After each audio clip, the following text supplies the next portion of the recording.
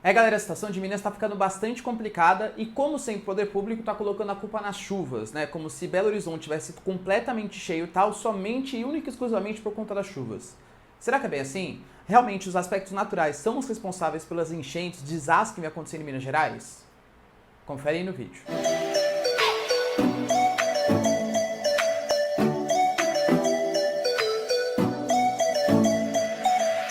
Fala galera, beleza? Vocês também estão legais, tranquilos de boa? Então tá, galera, é o seguinte, Minas Gerais está passando uma situação extremamente delicada no momento, tá? Uma série de tragédias, você vê aí no noticiário, na televisão, o que vem acontecendo. De novo, né, principalmente as regiões mais pobres, mais periféricas, vêm sendo mais afetadas por conta dessas grandes enchentes. E principalmente os governantes, né, os prefeitos, os governadores e tal, estão colocando a culpa na chuva.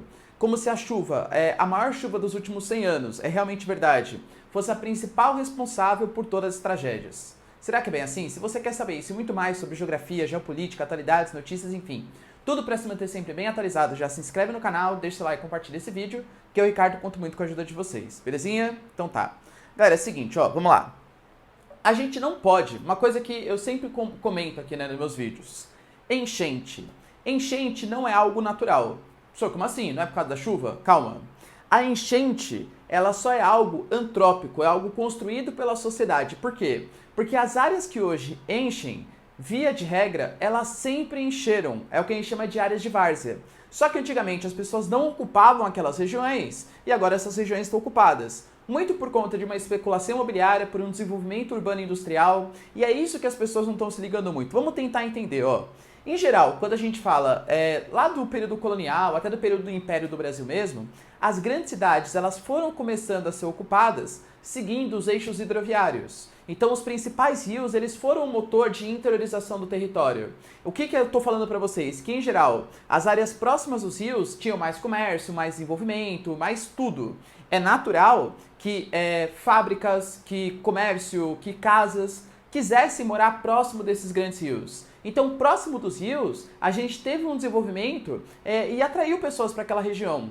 Só que, geralmente, essas pessoas mais ricas, de mais alto padrão, já manjavam um pouco de topografia, já sabia que as áreas muito próximas dos rios, as áreas de várzea, elas eram sujeitas a inundações. Então a gente teve as áreas de alto padrão, os primeiros ocupantes saindo dessas áreas de várzea, só que com o desenvolvimento urbano e industrial, a procura por emprego, o desenvolvimento econômico fez com que mais pessoas fossem para lá. E é óbvio, valia muito a pena para construtoras e para esses grandes empresários, para a urbanização de maneira geral, que essas áreas de várzea fossem ocupadas. Áreas que aparentemente eram mais baratas e estavam numa região extremamente privilegiada, aparentemente. O que muita gente não sabia é que eram áreas de várzea, áreas de encosta e por aí vai. Então a gente pega o caso, por exemplo, de Belo Horizonte. Belo Horizonte tem uma riqueza hidrográfica significativa, só que vários dos rios que atravessam Belo Horizonte, ou eles estão retificados, ou eles estão canalizados, eles passam por debaixo do asfalto. Por sorte, nos últimos 100 anos, nós não tivemos chuvas de grande intensidade. Não, professor, mas 100 anos, então nunca mais vai acontecer de novo. Convenhamos, galera, 100 anos. Para a história climática do planeta, é nada. Então, da última vez, 100 anos aconteceu. Pode ser que aconteça daqui 50 anos, daqui 30 anos, daqui 60 anos. É um fenômeno relativamente comum isso acontecer. Tá? Foi uma conjuntura de fatores, altíssimas temperaturas, ventos fortes em alta altitude, a formação de uma baixa pressão ali próximo do litoral, Espírito Santo e tal. Mas esses fatores podem acontecer novamente. E não adianta a gente culpar a natureza. A natureza, ela é a natureza. O errado somos nós, seres humanos, de ocupar essas áreas que estão sujeitas a esses processos geomorfológicos e climáticos, percebe? Então aqui eu coloquei para vocês os principais motivos. A maior chuva dos últimos 100 anos é um motivo, galera, convenhamos, vai. A maior chuva dos últimos 100 anos faria com que aquelas regiões de várzea ficassem cheias. Mas não é um motivo pelas enchentes. As enchentes, elas são principalmente causadas por essas ocupações de área de várzea. É óbvio que vai encher. Essas áreas, mesmo quando não tinha asfalto, mesmo quando não tinha desenvolvimento urbano, quando chovia muito, enchia. Só que não afetava ninguém. Agora, pessoas ocupam essas áreas, é natural que a gente tenha a formação dessas enchentes. A gente pode colocar outros processos aqui. Por exemplo, o assoreamento dos rios. O que seria esse assoreamento dos rios? Imaginem vocês que a gente tem aqui um riozinho esquemático, e aí, nesse riozinho, começa a depositar no fundo dele lixo, resto de sedimento, areia. Esse riozinho, então, ele vai ficando com um monte de sedimento aqui no fundo, ó. Isso quer dizer que esse rio ele fica cada vez mais raso e qualquer chuvinha que aconteça já favorece o seu transbordamento. Sabe quais rios são assim? Só todos próximos de grandes metrópoles. Por quê? Porque como não tem uma proteção, uma vegetação que segure aquele solo, todo aquele solo vai para o fundo do rio, deixa aquele rio mais raso, favorecendo as enchentes. Tô sendo bonzinho ainda falando que é solo, muitas vezes até lixo. O lixo no fundo do rio, deixando esse rio cada vez mais raso. A gente pode colocar também uma impermeabilização dos solos. Asfalto. Não é que o asfalto ele é o grande vilão. O grande vilão é a ocupação das áreas de várzea. Mas quando você asfalta uma região, você faz com que a água não penetre no solo para depois chegar no lençol freático e, consequentemente, no ciclo hidrológico. Você faz a água cortar caminho.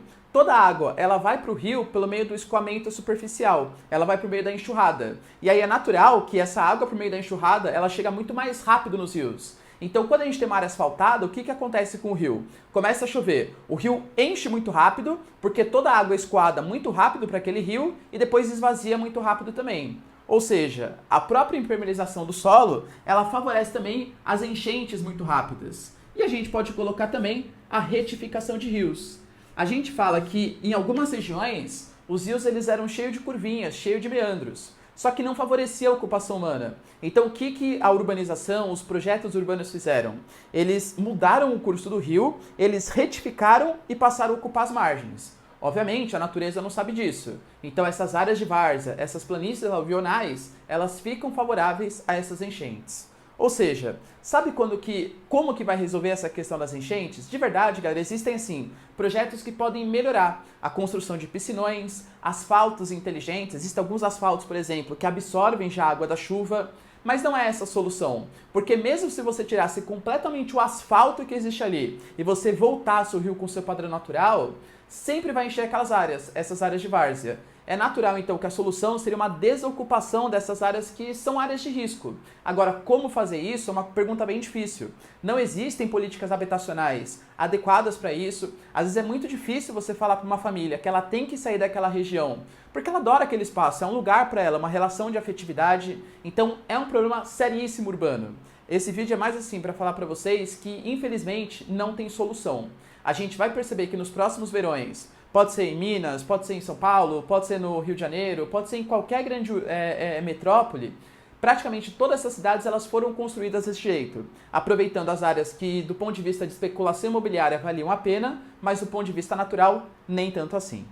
Tudo bem, galera? Deu para entender? Por que está acontecendo essas tragédias, essas enchentes em Minas? Se vocês curtirem então, ó, já deixa seu like, se inscreve no canal, e é isso aí. Beijos, abraços e tchau!